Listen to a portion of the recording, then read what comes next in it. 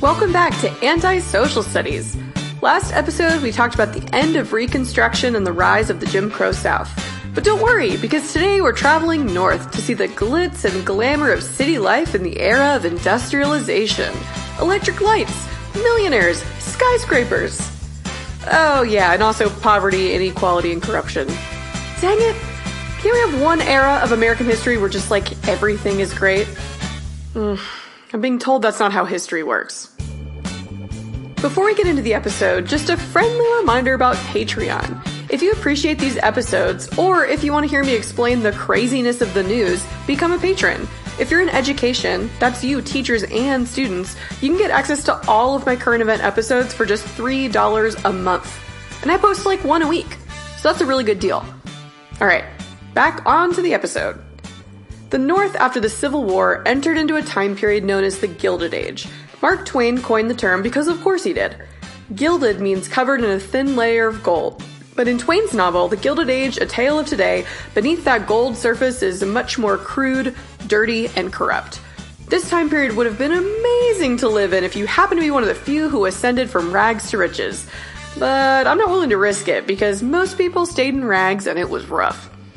Today's episode is all about the Gilded Age, or imagine Newsies, but no one's dancing. We're talking Rockefeller and Carnegie, labor unions and anarchists, immigrants, corruption, and that time that cartoons saved the day. This is Anti-Social Studies. I'm Emily Glankler. Settle in, and let's go back in time. Act 1. Robber Barons. The years after the Civil War in the North were dominated by industrialization.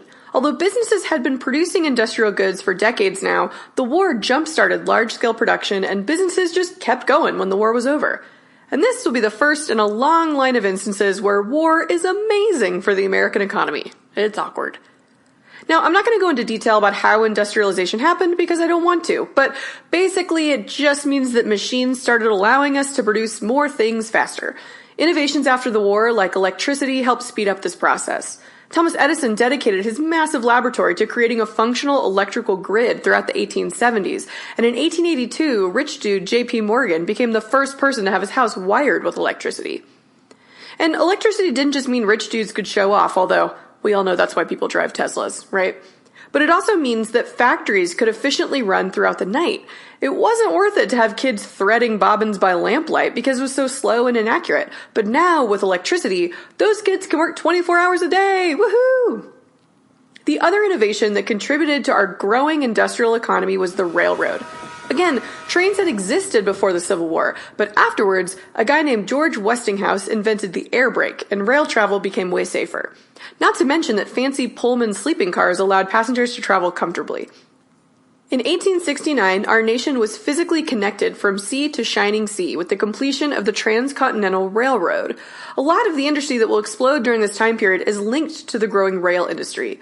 Westerners mined for materials like iron and ore? Is that a thing? Or am I just thinking of Settlers of Catan? Anyway, I don't know. They would mine materials that would be shipped back east on trains to fuel the growing steel industry that was used to build more trains and railways and bridges, etc. Other infrastructure that better connected our national economy. So it became a snowball effect, and by the end of the century, America was incredibly modern and advanced. Like, by 1929, the U.S. manufacturing output was 28 times greater than it was in 1859, the year before Lincoln was elected. That's insane growth.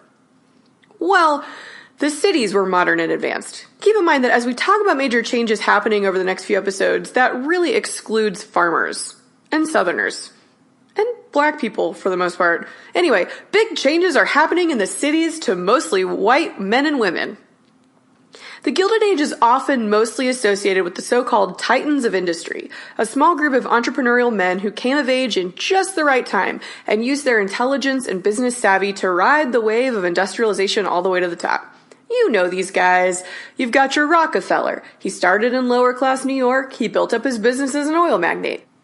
You've got your J.P. Morgan, who was the most effective business consultant ever. He would just step in and help reorganize railroad and other companies, consolidating smaller businesses until he'd built them into conglomerates like General Electric and U.S. Steel. Men like them were known for using cutting-edge business practices to make their companies more efficient. like buying up all of your suppliers so that they were in control of every step of their business model. For example, if you own a meatpacking plant, you would invest in cattle ranching and the railroads to ship the cattle to you, etc. Or instead of vertically integrating your business, you could horizontally integrate. And that's what Rockefeller did. He basically just invested in and bought up most of his competition so that by the end of the century, Standard Oil controlled 90% of the American oil industry. As the businesses got bigger and they controlled more of the industry, their materials and the cost to produce things got cheaper and their profits skyrocketed. And this is known as economies of scale, and it's why buying 150 rolls of toilet paper at Costco is cheaper than buying one at the hip mom and pop store around the corner. Hip toilet paper. I don't even know what that is. Now, all of these strategies were legal at the time, and a lot of them are still really effective business practices today. But there were those who the public viewed as less than ethical when it came to building their fortune. Enter Cornelius Vanderbilt. I'll be honest, I have a hard time trusting anyone who's named Cornelius, but that's just me. He was the son of a poor boatman. His dad made money ferrying people and produce between Staten Island and Manhattan in a sailboat. Vanderbilt quit school at 11 to go into the business. And when the War of 1812 hit, he built up a small fleet and helped the government supply outposts around New York. He eventually invested in steamships, and he was so good and could ship things for significantly lower prices that other companies literally paid him to move or just stop shipping altogether. For example, after making his first million, he formed a company to ship passengers and goods from New York to San Francisco via Nicaragua. Fueled by the 1849 gold rush, his company was hugely successful, so much so that his competitors paid him $40,000 a month to stop. He got a salary from his competition to just not do anything. And this is the part of his story that made a lot of people think, hey, that's not fair. Basically, Vanderbilt was agreeing to not offer a better service at a lower price in exchange for more money for himself. And now let's be honest, we all would accept $40,000 a month to not work. But still, it didn't seem fair to a lot of people who had to pay astronomical prices from his competition, especially considering the shipping rates were artificially high because corrupt politicians had pushed up the value for their own benefit. Ugh. Vanderbilt eventually turned to railroads, controlling so much of the industry that he could basically raise rates to whatever he wanted, knowing that farmers, ranchers, and miners out west had to pay because it was the only way to get their goods back east. And because of this, Vanderbilt was the first to be dubbed a robber baron. More on that in a second. And while we could talk about these guys for days, do we really need to? I mean, kind of, but instead of just listing out rich dudes from the 19th century, let's look at one rich dude. And the most fascinating rich dude, in my humble opinion, is Andrew Carnegie. Carnegie was born in Scotland in 1835. For context, that's during Andrew Jackson's presidency and 30 years before the Civil War. His father was a weaver who was put out of work when industrialization took over the local industry, and his father became a leader of a local populist labor movement, a precursor to labor unions. And that's ironic. You don't know why yet, because I haven't told you, but just trust me that you'll realize how ironic that is in a few minutes. His family auctioned all of their belongings and went into debt to buy passage to the United States, ending up in Pittsburgh, a rapidly industrializing city described as, quote, hell with the lid off. Carnegie started out working alongside his father in a cotton factory. He worked as a bobbin boy. He was 13 years old, but he later got a job as a messenger boy in the city's telegraph office, which helped him meet and make connections with businessmen throughout the city. One of the men often at the telegraph office was beginning an impressive rise in the railroad industry and took on, quote, his boy Andy as a secretary at $35 a month. That was a lot of money. Carnegie worked his way up the business, and he had enough money by the time the Civil War broke out that he could pay his way out of being drafted. Instead, he helped reorganize the U.S. war telegraph system, giving him insight into the types of infrastructure that could be possible after the war ended. Seeing opportunity, Carnegie, at the age of 30, founded the Keystone Bridge Company, which replaced wooden bridges with stronger iron ones. 3 years in, at 33, he was worth $400,000, the equivalent of $5 million today. And I want to point out that this is really typical of other Gilded Age titans of industry. Although some inherited wealth, like J.P. Morgan, and some would use unscrupulous tactics to get ahead, a lot of them were also just really intelligent, industrious men who were a few steps ahead of the rest of the country. Carnegie recognized that after the war, infrastructure would need to be rebuilt, so he founded a bridge company. Then he saw railroads getting built, and he heard about a new process to refine steel invented by Englishman Henry Bessemer, so he used his own money to build a steel plant in Pittsburgh. By 1900, Carnegie Steel produced more steel than all of Great Britain. A few years later, he sold his company to J.P. Morgan, and in the deal, he personally made $250 million, $4.5 billion today. When they finalized the deal, J.P. Morgan told Carnegie, "Congratulations, you are now the richest man in the world." But he didn't just get rich by being intelligent and hardworking, he also got rich by being a relatively ruthless business owner. His personal motto was watch costs and the profits take care of themselves. And that makes sense, but we have to understand that the costs he's talking about are, like workers' wages and stuff. And now we get back to the irony of his father being an early labor leader back in Scotland, because Carnegie was pretty ruthless toward organized labor. At his steel plant in Homestead, Pennsylvania, his union was broken violently during a strike. His business manager, Frick, cut wages, then locked the protesting workers out and barricaded the plant before firing all 3,800 workers. 300 private security guards, Pinkerton agents, entered the plant during the night, and in the morning, a literal battle ensued. Thousands of workers and their families stormed the plant before dawn, and the two sides exchanged fire for 12 hours. The workers won and took control of Carnegie's steel plant until 8,500 National Guardsmen came down and took control. All of the striking workers were replaced, mostly by African Americans who had been barred from joining the union in the first place. So, even though he was born into poverty and witnessed his own father getting pushed out of his trade by large companies, he had little sympathy for his workers. And yet, the Carnegie name is also associated with some of the most generous philanthropic acts in American history. Another personal motto was, "The man who dies rich dies disgraced." He established over 2,500 public libraries, supported institutions of higher learning, and invested in the arts, a la Carnegie Hall. By the time of his death, Carnegie had given away $350 million, $4.4 billion today. One of his most famous contributions was an essay called The Gospel of Wealth. Considered a founding document in the field of philanthropy, Carnegie wrestles with his own misgivings about the inequality present in American society. In essence, here are his basic arguments. 1. Capitalism is good because it has improved everyone's standard of living.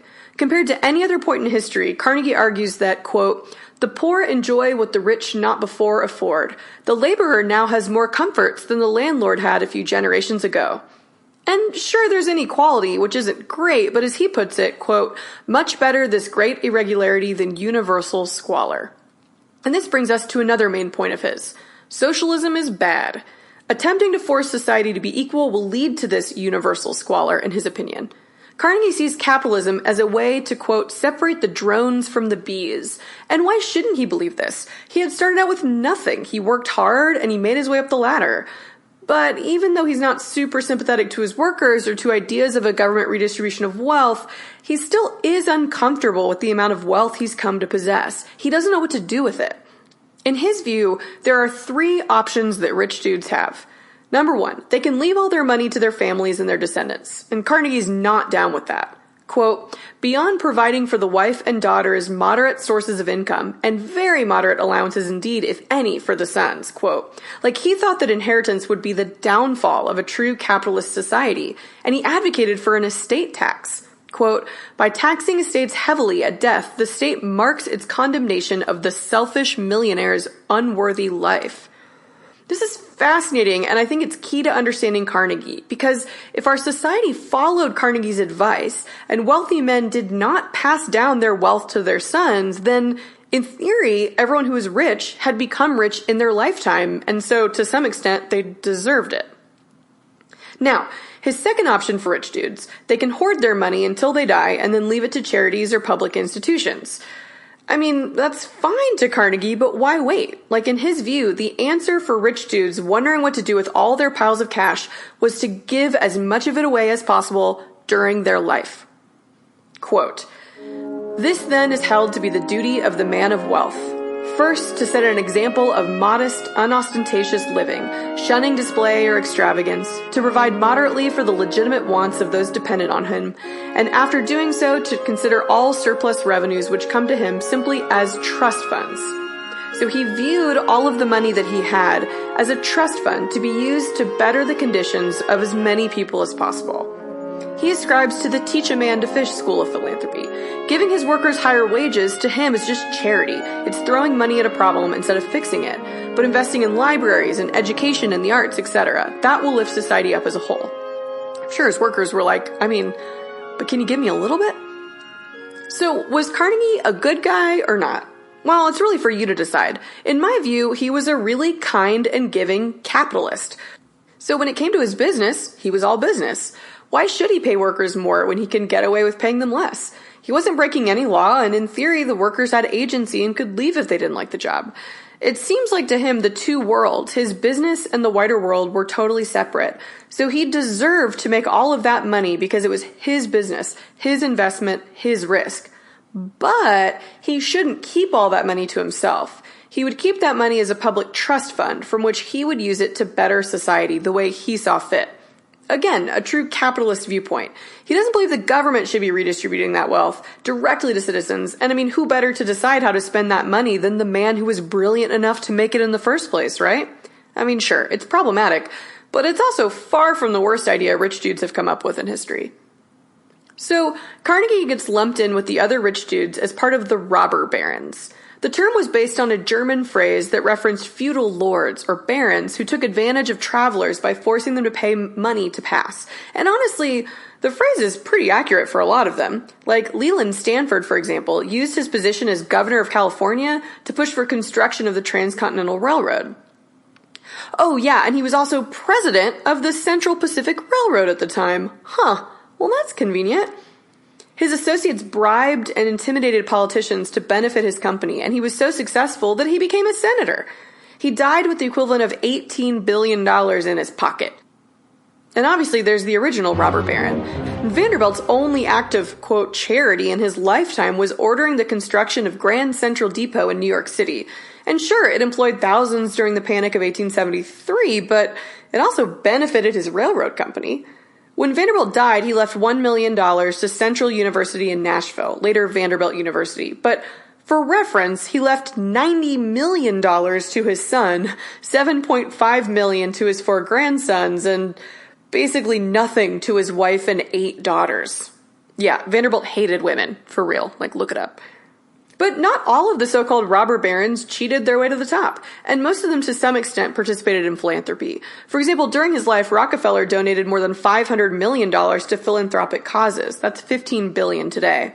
J.P. Morgan used his financial prowess to help resupply the U.S. Treasury's gold reserve during the economic depression of 1893, and then he rallied the financial community to stop another financial collapse after a stock market panic in 1907. His actions to try to unite the financial industry to better regulate the markets led to the creation of the Federal Reserve System. Beyond his philanthropy, Carnegie devoted himself in his later life to an even bigger cause, world peace. Literally. He was one of the first to call for a League of Nations years before World War I, and he built a, quote, palace of peace that would later evolve into the modern world court.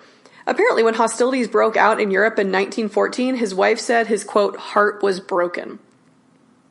Probably the best example of a Gilded Age titan who wasn't a robber baron was Samuel Jones.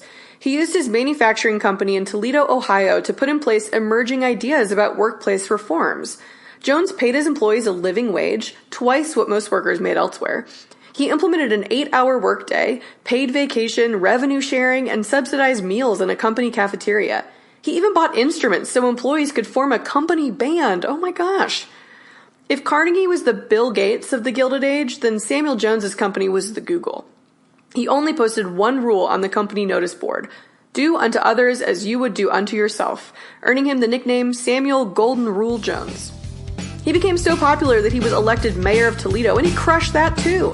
He opened free kindergartens, developed a park system years before Teddy did it, instituted an 8-hour workday for city workers, took away truncheons or weapons from the police, and he reformed the city government. Come on. Samuel Jones 2020, am I right? Act 2. Everyone else. So obviously just because some dudes were getting rich didn't mean that everyone was living the high life. Like I already mentioned with Carnegie, many of these men got rich on the backs of workers who were barely able to get by. And at the time, there didn't seem to be a lot of debate, at least amongst the elite, as to whether or not that was fair. Carnegie's gospel of wealth was quite generous toward poor workers relative to the prevailing philosophy of the day. Social Darwinism. Cue threatening music.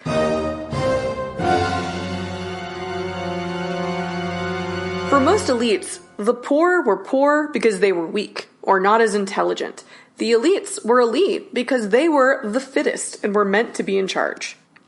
Also, keep in mind that workers' rights wasn't really a thing that existed up until now. Before the Civil War, the vast majority of Americans were self-employed as farmers or craftsmen, so the Gilded Age is really the first time in American history when most Americans are working for someone else. It was uncharted territory.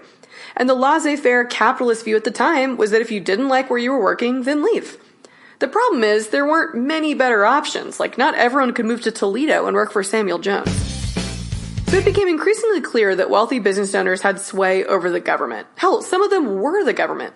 In order to compete with the money and influence of their bosses, some workers began to form unions, taking the strength in numbers approach to advocate for their cause.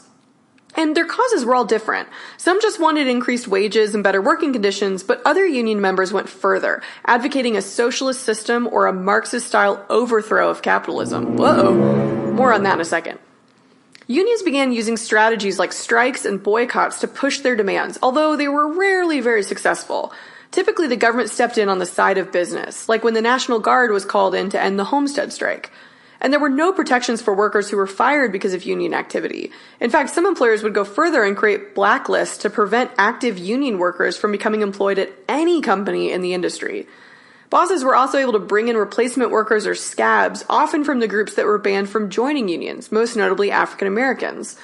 So black men were beginning to move from the South in search of factory jobs, and bosses often hired them as a cheap way to replace union men. And this only exacerbated growing racial tensions in northern cities, and it's an easy way to divide and conquer the labor movement.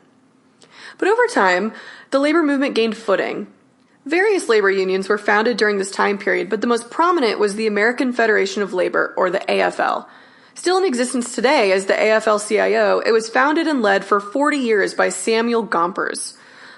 Gompers, great last name by the way. He was a Jewish cigar maker who moved to New York as a young boy from London. The AFL promoted trade unionism, meaning that unions should be local and made up of wage earners working in the same trade, like his cigar makers union that he was a part of. And this was a different and more moderate approach as opposed to other organizations at the time. The Knights of Labor, for example, wanted larger community-based organizations that included people from all across the economy, including employers if they chose to join. And even broader, the Industrial Workers of the World, or IWW, pushed for one global organization uniting all laborers. Even though they disagreed on structure and how broad the movement should be, they were mostly in agreement on the basic goals of the labor movement: better working conditions and a living wage to start. Unions across the country organized a general strike in support of an 8-hour workday. It occurred on May 1st, 1886, which would become an international labor holiday, and 200,000 workers took part in the strike. Throughout the week, protests and strikes in multiple cities brought attention to the labor movement. Unfortunately, many of these events ended in violence, most notably in Chicago's Haymarket Square. So, a German anarchist named August Spies, oh my gosh, that's such a great name for a German anarchist that's going to be vilified by big business. August Spies? Ugh, it writes itself. Anyway, he was giving a speech to strikers where he witnessed police firing on workers. He quickly put out a flyer denouncing the event and called working men to arms in a protest the next day at Haymarket Square. Over 2,000 people showed up, including the mayor of Chicago, to ensure the protests remained peaceful. Toward the end of the rally, police arrived to disperse the crowd, and someone from the crowd threw a bomb at the police, who then opened fire. 7 police officers and 1 civilian died, and we never found out who threw the bomb, but the damage was done. This had been the labor union's big moment, but what most Americans saw the next day was reports of bombs and anarchists. Never mind the fact that it's unclear whether the person who threw the bomb was actually part of the labor movement, or the irony that the protests had been planned in response to the police killing striking workers the day before. And one of the reasons why it was so easy for a lot of Americans to view the labor movement with suspicion was because the labor movement was also largely a product of immigration. And Americans don't have the best track record with being super cool about immigrants coming in and shaking up our economy. Ugh.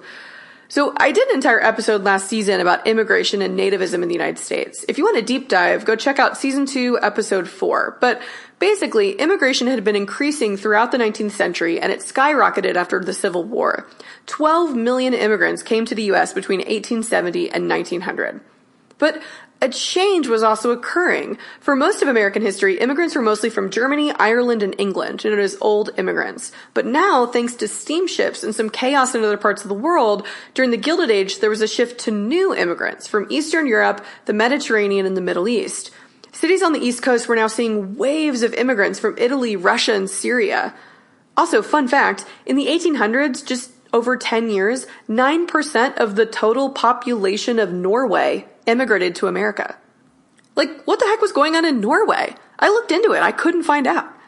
Anyway, from 1800 to 1880, New York City's population doubled every single year for 80 years.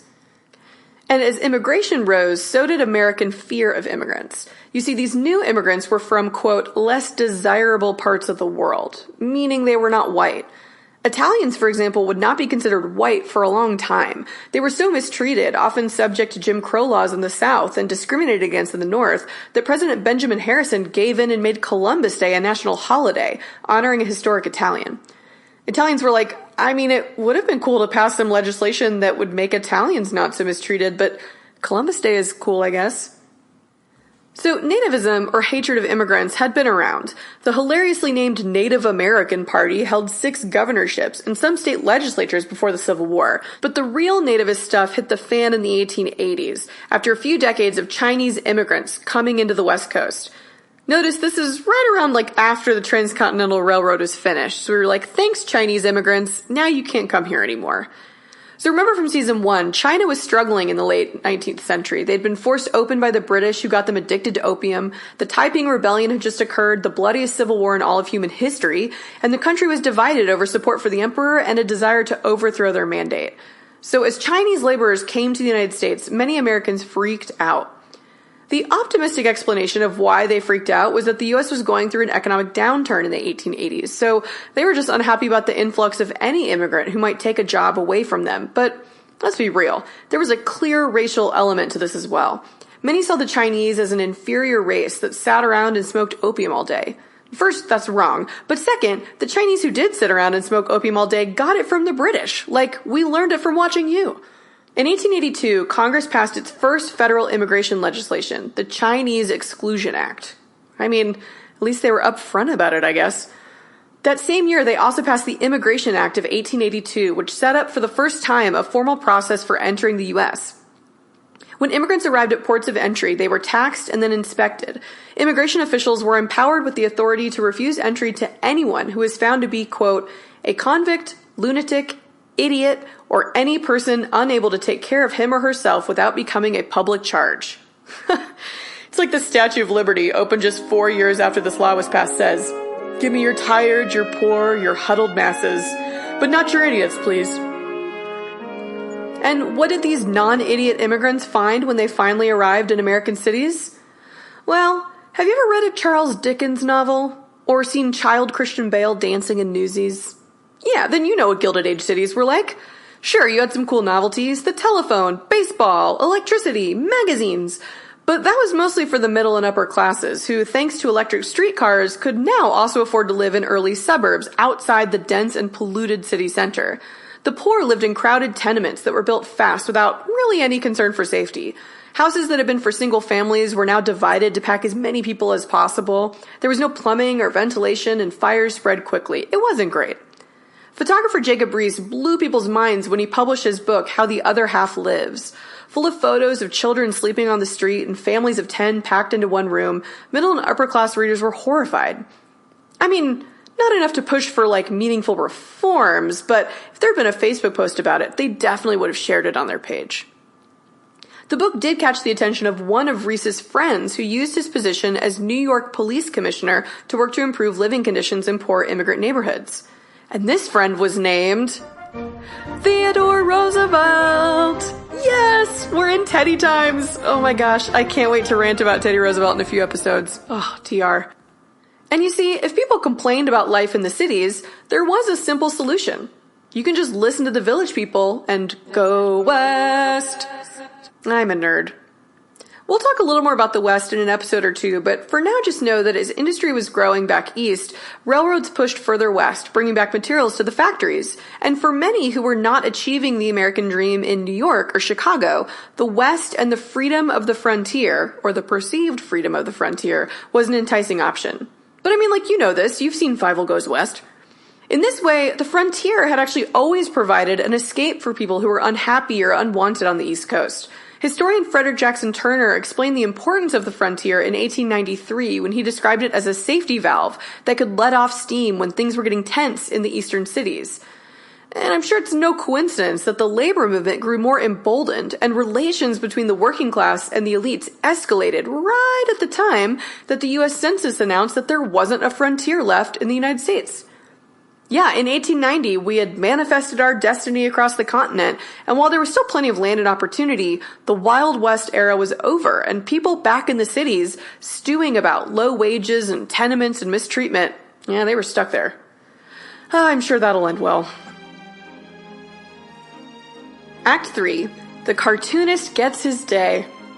During the Gilded Age, the government mostly sided with business interests. For example, when the Pullman strike disrupted the railroad industry, the federal government issued an injunction ordering the strike to end because it was disrupting the Postal Service, a federal organization. You can't stop that mail.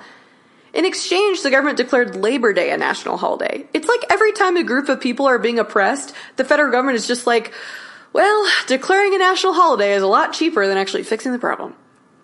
And I mean, in some ways it really makes sense that the government would side with big business because business is booming. But it's also because politics was super corrupt in the Gilded Age. Like, not every politician was corrupt, obviously, but enough were. Taking bribes, using their office to make money, shutting down strikes or investigations that might slow business. That the corrupt politician became a symbol of the Gilded Age. And no one epitomizes Gilded Age politics like William Boss Tweed. You know this guy. I guarantee that your U.S. history teacher showed you cartoons of this guy in high school. Big fat dude? Boss Tweed was the leader of the Tammany Hall political organization that basically ran New York City in the late 1800s. So-called political machines dominated local politics, handpicking nominees, pressuring voters, and reaping the rewards of having their guys well-positioned around the city. Boss Tweed used his connections to defraud New York City out of up to $200 million. That's $2.4 billion today that he basically stole from the city government. Tammany Hall had its supporters, especially the growing Irish population that was protected by Tweed's operation, but everyone knew that he was corrupt. He lived in a mansion on Fifth Avenue and had a massive diamond sewn into his shirt. Like, the man was not subtle. And then along comes the hero of the day, the humble cartoonist.